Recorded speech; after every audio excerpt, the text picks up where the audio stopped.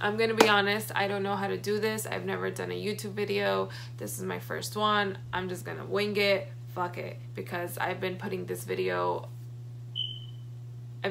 aside for a while now. Kind of like not want to do it, but I said I was gonna do it, so now I have to do it and I want to do it. I'm gonna fucking do it. So I'm gonna tell you guys a little story about me. It all started in 2009. I was 16 years old, a junior in high school. Yeah, a junior in high school. My dad was 40 and he suffered a stroke. He spent 3 months in the hospital before he passed away. So that was May, June, July. In May, it was my brother's birthday. In June, it was Father's Day. It was his birthday. It was my birthday. And in July, he passed away. I was going into my senior year of high school that year. Unfortunately, I did not get to graduate. I failed the whole year. I was depressed. I didn't want to do my work. I didn't care. I was constantly getting in trouble. I was making bad decisions. So I graduated in August instead. So I didn't have my cap and gown moment. Okay. So life happened. Life doesn't come with a manual. I never prepared to what's gonna happen. In that moment, I was 17 years old and I did not know, I was not prepared to lose my dad. Not only is he not gonna watch me graduate high school, he's not gonna watch me graduate college, he's not gonna walk me down the aisle, he's not gonna see my children, he's not gonna be in my life. So life happened. And at 17, I wasn't planning to be having 2 to 3 jobs to help my mom pay the bills, to support my little brother, to support myself, to buy myself food, to buy myself clothes, because I didn't want to be a burden on my mother with everything she already had going on. She lost the love of her life. She lost the father of her children. College was not in the horizon for me. It was not an option. I couldn't afford it. I fucked up my GPA.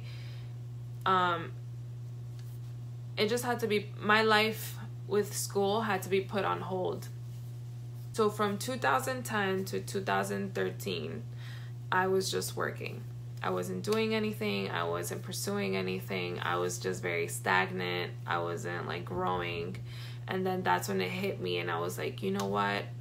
I need to do something. And ever since my dad spent those 3 months in the hospital, it's always been in my mind, like, so what now? Like, what am I doing with my life? How am I growing?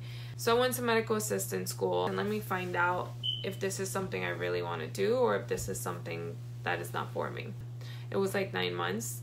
So then in my school, they give you an externship and then you can either get hired in your externship or you could, you know, apply somewhere else. So while I was working as a medical assistant, I was like, this is not it.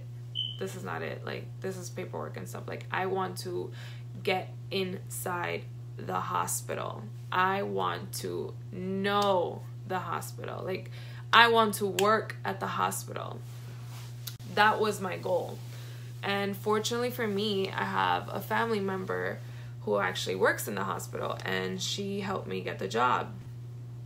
My first job in the hospital was in the emergency department. I worked in the emergency department for 1 year. Then I seized an opportunity to work in the neurology department, which basically handles strokes. I mean, my dad had a stroke and this is a department where people who have strokes go. So automatically I was like, the irony that this job position is open and it's kind of been on my mind lately, so I seize the opportunity and I take the job. I was a night shift patient care technician.